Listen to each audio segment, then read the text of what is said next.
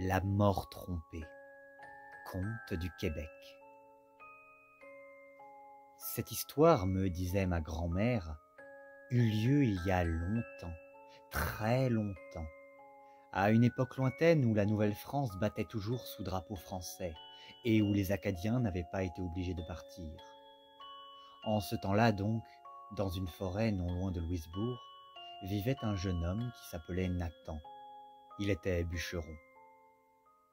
Un matin, alors qu'il se rendait dans la forêt, il entendit une voix rauque, d'outre-tombe, qui implorait, non, qui suppliait que l'on lui vienne en aide. Nathan, d'abord inquiet, fut pris de curiosité. Il voulait savoir à qui appartenait cette voix. Il s'aventura donc plus loin dans la forêt, suivant les plaintes. Il marcha, la nuit tombait, et lorsqu'il arriva dans une clairière, il vit qu'il y avait un arbre effondré qui retenait un corps. Ce corps était maigre, mais d'une maigreur inhumaine. On aurait dit un amas de branches de bouleau qui se tortillait. Lorsque Nathan s'approcha de plus près, il constata que l'inconnu tenait dans sa main cadavérique, blanche comme la neige, une énorme faux. L'inconnu se tourna alors vers Nathan, et ce dernier crut mourir de peur. Devant lui, sous un capuchon, se tenait un crâne décharné aux orbites brillant dans la nuit qui le fixait, et ce crâne appelait à l'aide. Ce que Nathan avait devant lui, c'était la mort en personne. Cette dernière implora l'aide du bûcheron. Essayant de le rassurer, elle lui raconta que cet arbre lui était tombé dessus alors qu'elle tentait de faucher la vie d'un voleur. Elle usa de tout l'art de la persuasion pour que Nathan accepte de l'aider à se libérer du poids de l'arbre. Elle lui promit alors d'exaucer un vœu, n'importe lequel, si jamais il lui venait en aide. Alors Nathan accepta. Avec sa hache, il entailla de moitié l'arbre de façon à le rendre plus léger, puis, à l'aide d'une solide corde, il souleva très légèrement le tronc, permettant à la faucheuse d'enlever son bras et de rouler dans l'herbe pour se relever.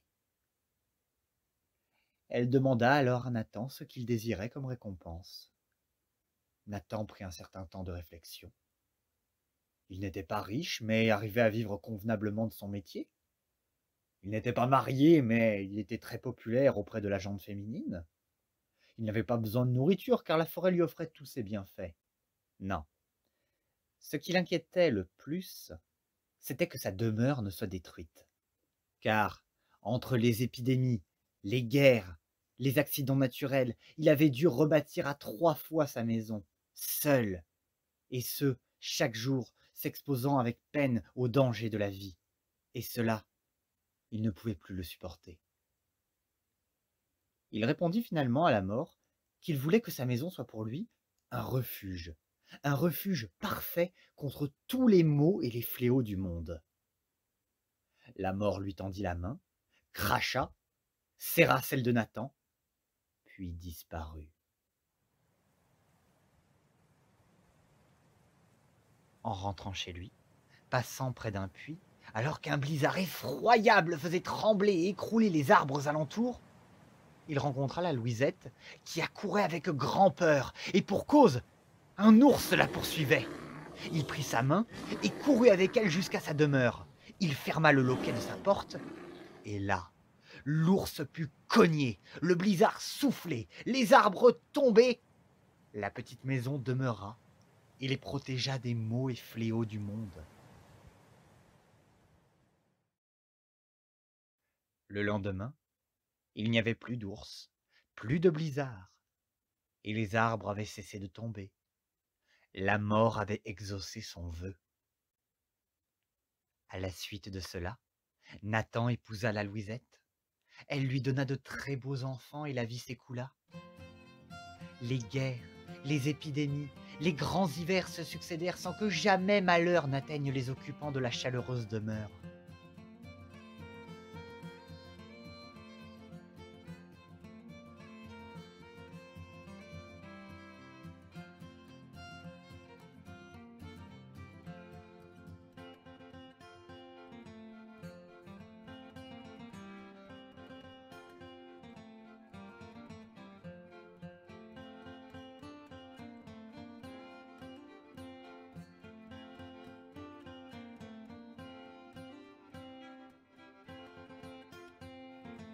temps s'écoula, et un matin, alors que Nathan était devenu un vieil homme et qu'il s'occupait de son champ, il vit la mort s'approcher de lui. Il la salua, discuta, puis la mort revint aux choses sérieuses. Elle était venue pour Nathan, pour l'emmener devant Saint-Pierre. Nathan essaya de négocier, de persuader, mais la faucheuse n'est pas émoussable. Elle démange son porteur, qui doit s'acquitter de sa tâche. Alors Nathan demanda une dernière faveur à la mort, celle de dire au revoir aux siens avant de pénétrer dans le séjour des morts. La faucheuse accepta, et Nathan se précipita dans sa demeure, d'où il ferma la porte à clé.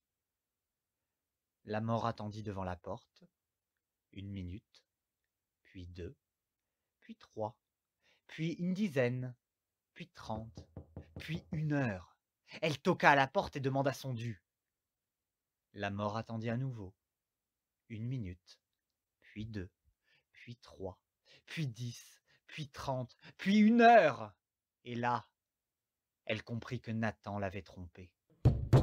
Elle tambourina, donna de grands coups avec sa faux, rien n'y fit. Nathan était à l'abri de tous les maux et de tous les fléaux du monde dans sa petite demeure, y compris de la mort. Alors la mort, qui avait d'autres âmes à faucher, s'en alla. Mais elle déclara avant de partir que même si elle s'absentait, elle ne serait jamais bien loin pour venir faucher l'âme de Nathan à la première occasion venue. Dès lors, Nathan ne sortit plus jamais de sa demeure. C'était à ses enfants de travailler à sa place, d'aller quérir de la nourriture, du bois et tout ce qu'il fallait pour faire vivre le foyer. Nathan ne vieillissait plus, mais son esprit s'affaiblissait. Il semblait constamment en alerte, comme s'il savait que quelque chose allait se produire. Le temps passa, et les enfants de Nathan vieillissèrent, eux qui s'exposaient à la guerre, aux épidémies et aux dangers du monde, qui toujours allaient et venaient dans cette maison, qui les protégeait de tous les fléaux. Et Nathan regardait ses enfants de plus en plus avec méfiance.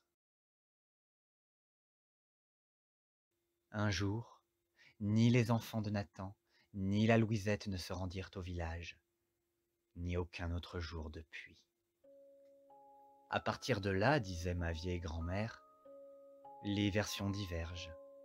Pour certains, après un certain temps passé enfermé, Nathan se livra finalement à la mort, qui, en punition pour l'avoir trompé, l'emmena non pas devant Saint-Pierre, mais aux enfers.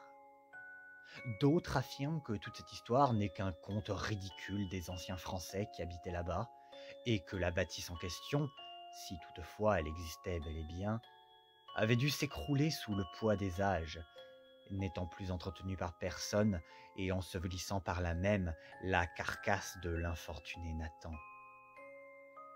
Pourtant, je me rappelle que, enfant, j'avais un jour joué dans cette forêt et avais aperçu, couverte de lierre, de mousse et de branchages, parmi d'immenses fougères, une vieille bâtisse poussiéreuse, délabrée et à l'abandon. J'avais dépoussiéré par curiosité l'un des carreaux de la fenêtre, avant de prendre subrepticement la fuite. Mes parents me retrouvèrent tout tremblotant. Qu'avais-je vu? Je l'ignore moi-même. C'est ce que j'ai pu imaginer qui m'avait apeuré.